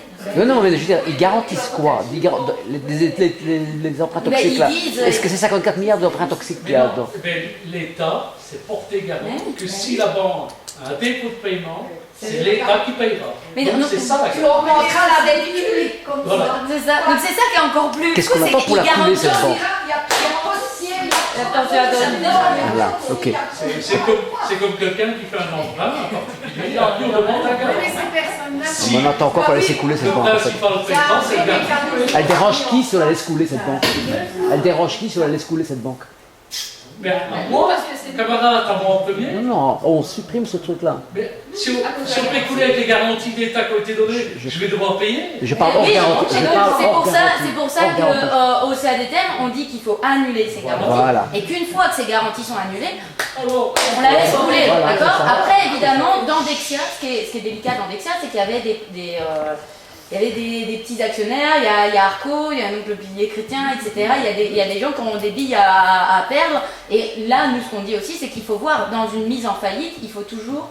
On peut faire une mise en faillite ordonnée, d'accord? C'est-à-dire que c'est toujours les plus gros actionnaires qui prennent en premier, et ensuite on peut avoir un processus de discrimination positive sur les petits épargnants, s'il y en a qui se retrouveraient lésés là-dedans. Mais ce qui est sûr, et bien certain, c'est qu'en tout cas, il faut faire payer les gros là-dessus, d'accord? Parce que ce qui est sûr, c'est qu'il y en a dans la crise qui s'en sortent très très bien. Juste un petit chiffre qui, moi, me fait toujours halluciner. Il y a 10 ans, il y avait un petit peu moins de 500 milliardaires dans le monde, d'accord? Aujourd'hui, il y en a 1200. Okay. Et d'ailleurs, j'entendais un reportage, j'en pouvais plus d'entendre ça, puisque c'est à la RTB qui disait ah, et le premier belge n'est qu'en 311e position. Ah, mais j'espère, j'ai pas du tout envie que la Belgique soit au hit parade du plus de milliardaires dans le monde, mais bon, voilà. Pourquoi pas? Juste pour l'anecdote. Alors, on avance un petit peu, donc juste une petite phrase pour montrer que même la Cour des comptes le dit. En termes absolus théoriques, les garanties accordées par l'État constituent de loin le risque principal.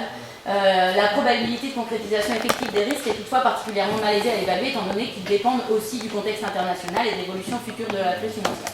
Que dit la Cour des comptes? Elle dit en gros, clairement, ça peut nous péter à la gueule à tout moment. Ça dépend de la conjoncture internationale. Voilà, donc il y a un vrai risque. Alors ça, c'était donc la quatrième... La quatrième, oui, cause d'endettement de la Belgique. Et la dernière, ça va relativement vite, c'est juste que c'est la crise économique. Pourquoi? Parce que qui dit crise économique dit faillite d'entreprise, dit licenciement. Quand vous êtes licencié, ça fait pour l'État plus de chômage à payer, et ça fait moins d'impôts, moins de rentrées dans les caisses, puisque c'est des gens qui vont payer moins d'impôts, puisqu'ils se retrouvent au chômage. Bref, c'est le cercle vicieux qui est d'autant plus grand quand on applique une mesure d'austérité, puisque les gens vont encore moins consommer, moins relancer la croissance, etc. Et donc on s'entraîne dans cette spirale et ça va. Parce qu'ils vont éjecter du chômage. Donc ça va être en 2000, ça va... Ah oui, vous voyez par où on essaye de faire des économies, n'est-ce pas? Les nouveaux rangs, donc les 1600 Caterpillar, il va falloir les mettre, des autres usines aussi. 32 000 personnes. Ceux qui partent, ils rentrent, donc en fait ça va rien changer. Je comprends bien. En tout cas, mais il n'y aura pas de bénéfice. Mais si, la seule différence, c'est qu'aujourd'hui, chacun, au travers de notre impôt, on paye pour avoir des droits sociaux. Je dis bien avoir des droits, c'était des droits individuels à qui on nous les retire. Et où est-ce qu'on transfère la charge? Et c'est là que le citoyen n'est pas très regardant. On transfère la charge au CPAS. Et les CPAS, qu'est-ce qu'ils font? Non, vous allez payer une deuxième fois au travers de vos impôts communaux. Et c'est nous qui payons les CPAS, les citoyens aussi. Et bien demain, les communes vont augmenter leur impôt au niveau de l'impôt communal parce que lui va devoir assumer cette charge. Donc on va payer deux fois. On va continuer à payer au niveau de la sécurité sociale et on va payer une deuxième fois au niveau de nos impôts. La régionalisation de la cour. C'est ça la collectivité. Mais ça, encore une fois, c'est les banques qui nous le remettent au travers du politique qui nous le remettent sur la publicité. Oui, donc ça c'est très intéressant et notamment, on en parlera peut-être après, mais dans les groupes d'audit, il y en a qui ont décidé de travailler sur les communes et c'est un axe qui va être travaillé parce que les conséquences des politiques d'austérité retombent en effet sur les communes, notamment via le CPAS et c'est assez important et intéressant à étudier. Mais bref, en tout cas, c'est clair qu'on voit qu'il y a eu un gros boom et que derrière les conséquences, elles nous reviennent dessus, mais vous observez toujours par un bout ou par l'autre. Un coup les pensions, un coup le chômage, un coup et ça attaque et les malades et à chaque fois et bien une idéologie derrière aussi qui vous dit tout le temps que c'est votre faute finalement et qu'à un moment donné on est obligé de dégraisser ce gros État qui nous coûte si cher. Voilà, donc ça c'est J'ai un peu fini l'analyse des causes d'endettement de la Belgique. J'espère que vous êtes bien chauffés à blanc. Et juste après, pour arriver un peu sur les alternatives et sur ce qu'on peut faire, et ensuite on ouvrira plus au débat, juste une question que se posait Olivier aussi, faut-il toujours rembourser une dette? D'accord. Alors juste, je commencerai par un article de la Commission des droits internationaux qui je trouve est assez intéressante à lire, qui dit: on ne peut attendre d'un État qui ferme ses écoles, ses universités et ses tribunaux, qu'il abandonne les services publics de telle sorte qu'il livre sa communauté au chaos, simplement pour ainsi disposer de l'argent pour rembourser ses créanciers étrangers ou nationaux. Il y a des limites à ce qu'on peut attendre d'un État de la même façon que pour un individu. D'accord ? Donc pourquoi je vous montre ça? Je vous montre ça parce qu'au CADTM, on n'est pas en train de penser que d'un seul coup, parce qu'il y a des beaux traités qui existent dans le monde, ils sont appliqués et qu'ils vont être appliqués. Mais ce qu'on dit, c'est que quand même, ils existent et qu'à un moment, il ne faut pas les oublier, d'accord? Et qu'un État qui aurait la volonté politique, d'accord, de dire à un moment donné, ça suffit. Donc on pense par exemple à la Grèce, qui est en train de clairement, on est à plus de 50% de chômage, on est à une situation mais sanitaire et sociale catastrophique, vraiment catastrophique. Eh bien clairement, eux, c'est sûr et certain qu'ils rentrent complètement sous le coup de cet article. Et s'il y avait une réelle volonté politique, ils pourraient dire, moi j'invoque cet article et je dis le droit. Et ça, c'est une règle au niveau du droit international, c'est une règle, c'est-à-dire que les droits humains fondamentaux, d'accord, gagnent sur les droits des créanciers. Oui, mais on ne peut pas non plus reprocher à la Grèce de ne pas s'être battue contre tous les plans d'austérité. Ils se sont battus, et tout seuls, parce qu'on est soi-disant dans l'Union européenne, mais quand ce qui va mal dans un pays, on le laisse bien dans sa mère tout seul. Oui. Non, mais je ne suis pas en train de dire, évidemment, il y a des gens qui sont mobilisés, qui continuent à se mobiliser, mais en face, il y a une répression qui est vraiment terrible, vraiment impressionnante. On nous a fait croire que si la Grèce était dans cette situation, c'est parce que quand elle est rentrée dans l'euro, ils ont triché sur leur compte. Ok, peut-être. D'abord, il faudra aller les vérifier. Mais et puis, il faudrait se demander, c'est qui a triché sur les comptes? Et c'est pas... Et puis, on met à la tête de la Banque Centrale Européenne, qui est-ce qu'on met?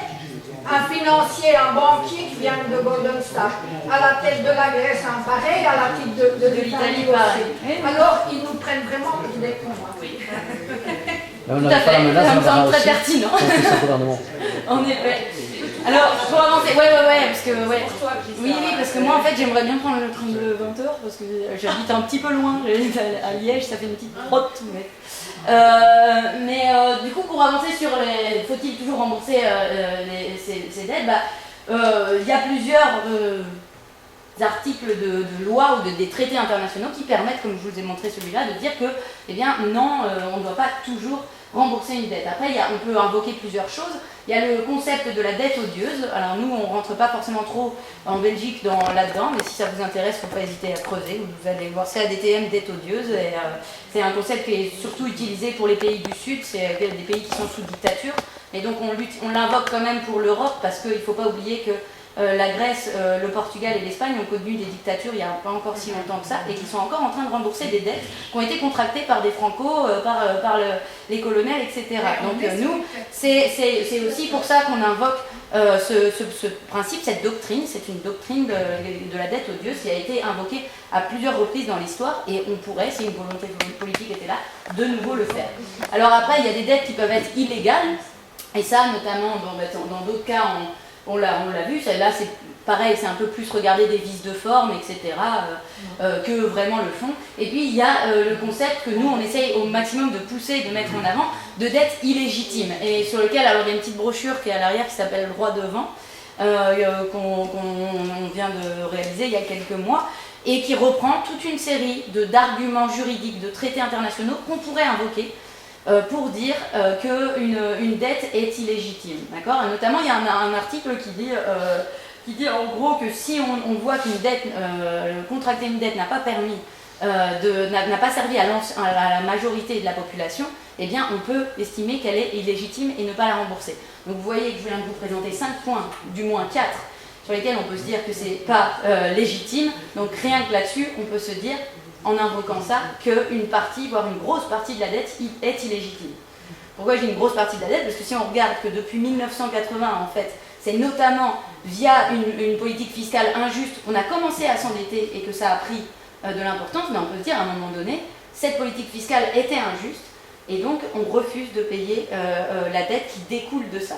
D'accord? Alors évidemment, vous me direz, ça c'est pas évident, mais c'est pour ça qu'on invoque des arguments juridiques, mais que la bataille, elle est surtout politique et de mobilisation.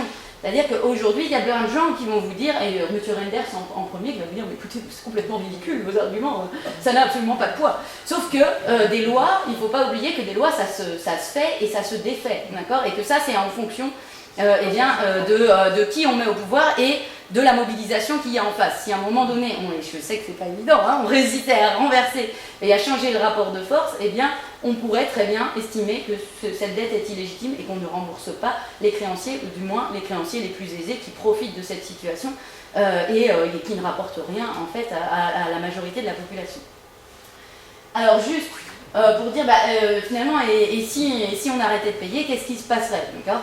Et là, il y a une première chose qui est vraiment très importante, et je viens un petit peu d'en parler, c'est la docilité ne marche pas. D'accord? Continuer à rembourser ses dettes, il y a un exemple qui est criant, qui est juste devant nous, c'est la Grèce. Ils continuent à payer, ils continuent à appliquer les plans d'austérité, et les conséquences, c'est ce que je vous disais, c'est 50% de chômage, c'est maintenant 30% de travailleurs qui sont au bord de la pauvreté, du seuil de pauvreté, c'est 10% d'enfants qui sont estimés malnutris, d'accord, qui arrivent à l'école sans rien dans le ventre. C'est une baisse de 30% de dépenses dans les hôpitaux pour approvisionner les hôpitaux, etc. Donc, et là, je dis encore 3 fois rien, parce que c'est aussi un salaire minimum qui est passé à moins de 500 €, à de l'ordre un peu moins de 400 ou un petit peu plus de 400 € pour les plus jeunes. Le chômage pour les moins de 25 ans, il est même passé à 60%, je crois, quelque chose comme ça. Donc c'est vraiment quelque chose d'énorme. Donc tout ça pour dire quoi? Pour dire, si on continue à payer, tout simplement, on voit vers quoi ça mène et ça ne marche pas. Alors ensuite, du coup, quelques exemples, vite fait, et je terminerai là-dessus, quelques exemples intéressants de pays qui, à un moment donné, ont décidé de ne pas payer. D'accord? Qui se sont mis dans une position de non-paiement ou en tout cas de non-docilité vis-à-vis de leurs créanciers.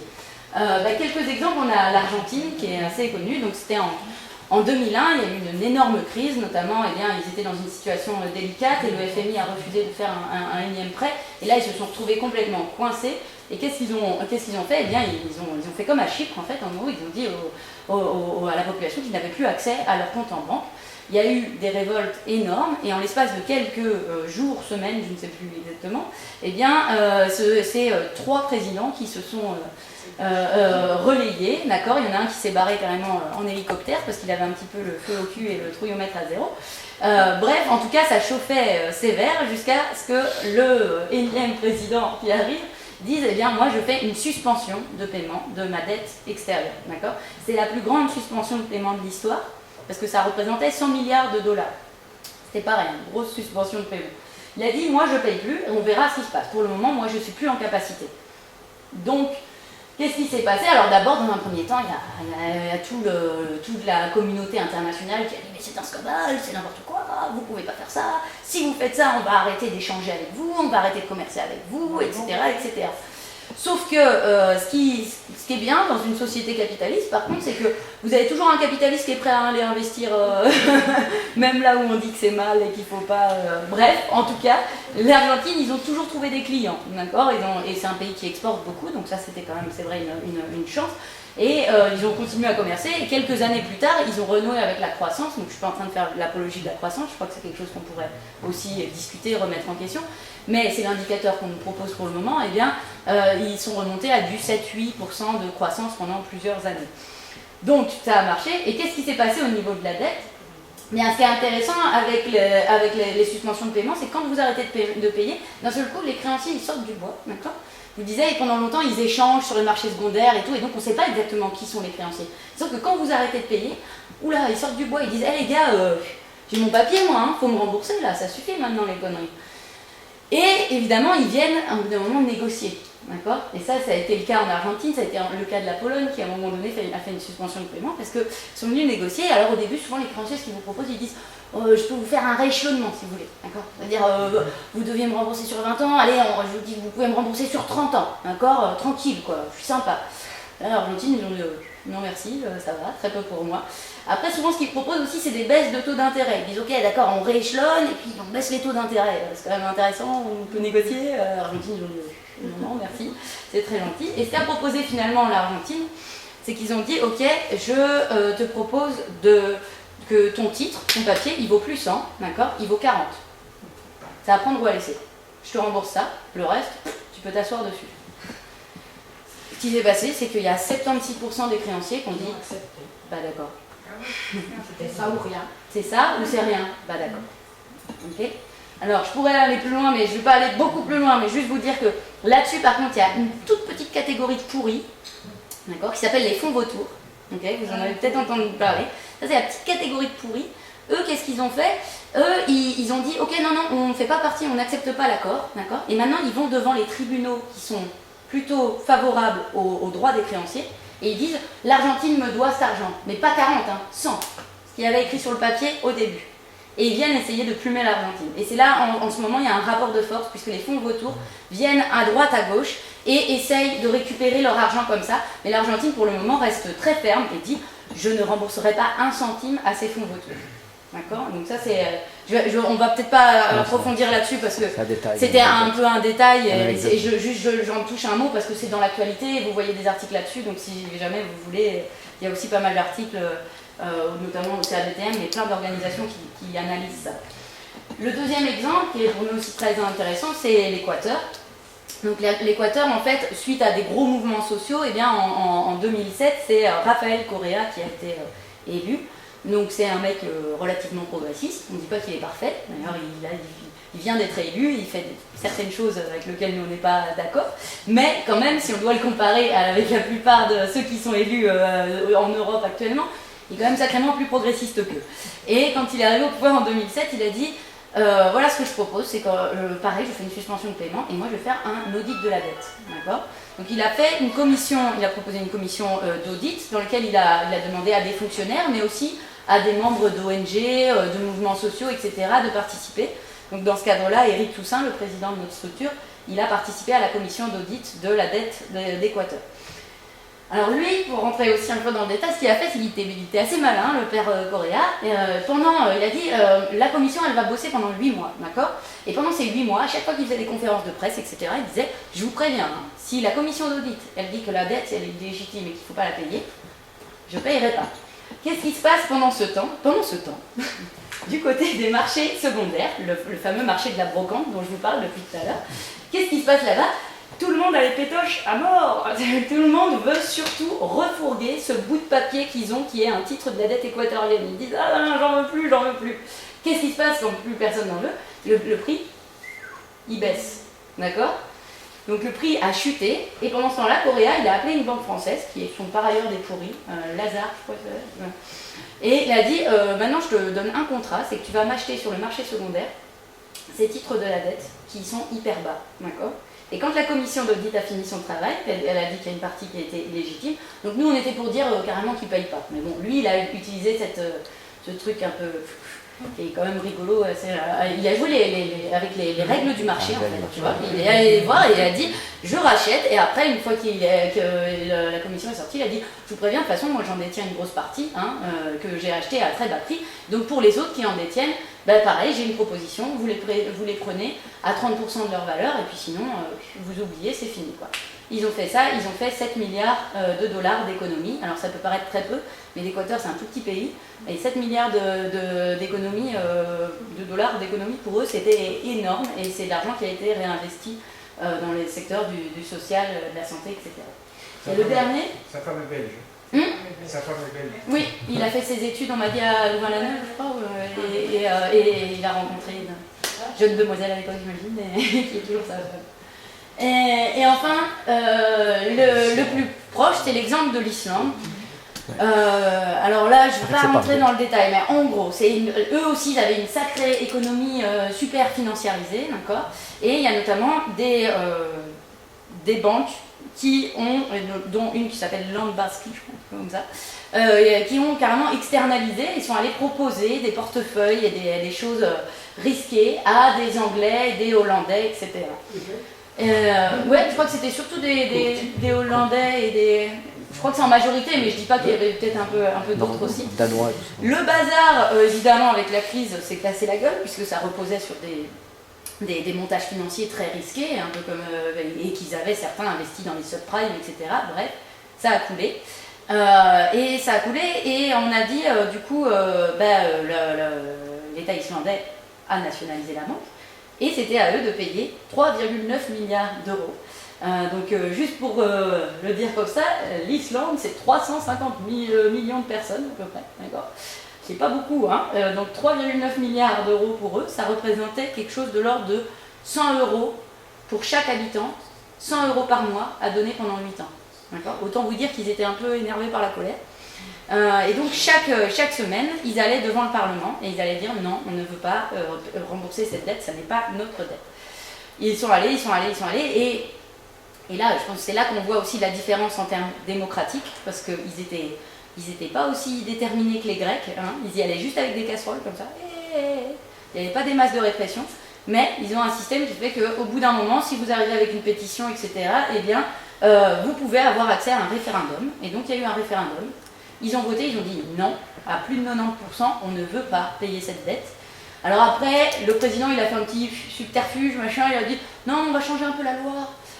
Et là, comme ça, vous allez payer moins, ne vous inquiétez pas. Et bien, ils sont retournés devant le Parlement, ils ont dit non, on ne peut pas payer. Ils ont fait un deuxième référendum, ils ont redit non, ils étaient encore plus nombreux à dire non. Et ce coup-ci, en gros, ça a été accepté et c'est à la banque privée de se démerder. Je dis ça veut dire aussi que ça retombe sur l'Angleterre et sur la Hollande, mais en tout cas, du coup, ils refusent de payer cette dette qui était énorme pour un pays comme l'Islande. Alors c'est par ailleurs pas parfait, et souvent on montre l'Islande comme si c'était vraiment fantastique tout ce qu'ils faisaient. Il faut savoir qu'ils ont quand même des prêts auprès du FMI et qu'ils ne sont pas en train de remettre en question le modèle capitaliste. Hein. C'est pas une société où, en gros, ils ont dit là, vous êtes allés trop loin les gars, vous déconnez, et donc maintenant on veut que ça revienne dans le droit chemin, et donc pour ça, nous on dit que c'est intéressant, mais on ne peut pas dire qu'ils soient dans un modèle révolutionnaire ou quoi que ce soit. Quoi. Mais juste on souligne qu'à un moment donné, ils ont dit non aux créanciers, ils ont dit on refuse. Voilà, donc c'est les 3 exemples, et je finirai par ça, si la Belgique arrêtait de payer. Et c'est une proposition. Hein? Ça dépend. Moi, dans ce que je viens de vous expliquer, nous, après, c'est justement, c'est à ça que sert aussi l'audit, c'est à avoir toutes ces discussions, l'audit citoyen, c'est d'avoir toutes ces discussions, etc. Moi, mon point de vue, c'est que le capital, si on a augmenté nos dettes, c'est ce que je vous disais depuis le début, c'est parce qu'il y a eu des politiques qui étaient socialement injustes. Moi, je ne vois pas pourquoi l'ensemble de la population, et notamment les plus précaires, les chômeurs, les personnes âgées, les pensionnés, etc., devraient payer pour une politique qui, depuis 30 ans, est totalement injuste. Moi, ça, c'est mon positionnement. Et en plus, qui plus est, pour moi, et c'est pour ça que je pense qu'il faut faire une suspension de paiement, c'est pour voir ensuite, c'est qui les créanciers.